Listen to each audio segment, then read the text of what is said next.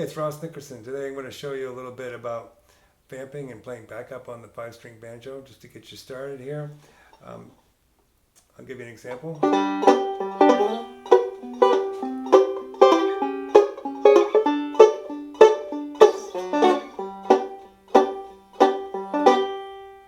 Okay.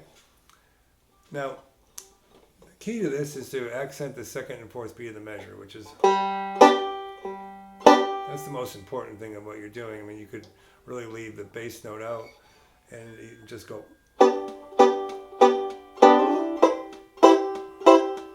That would be effective backup. That's what the mandolin normally plays. They call it playing the offbeat.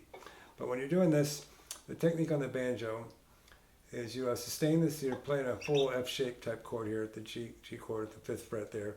You play, you sustain that note. It's going to happen kind of quick, and then you play this note, and then you release that. And when you release these three fingers here, this finger is still on the fretboard, so you release that slightly so it also mutes. So in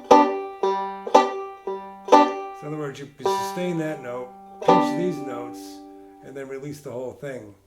Well, a common mistake is when people are learning is they'll play, and then they'll release now, and then they get that, they never get the actual before they mute it. So you want to hear the chord, but you also want to hear it choked off really quick. All I did there was I just move up to the next G and then C, D, and the D chord down here.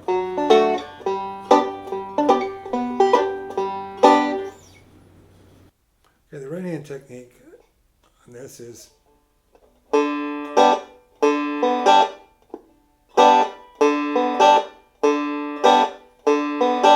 okay, so that's thumb, pinch all three, and then you go, which is thumb, index, and then pinch the middle and the thumb together. That's the second half of it there.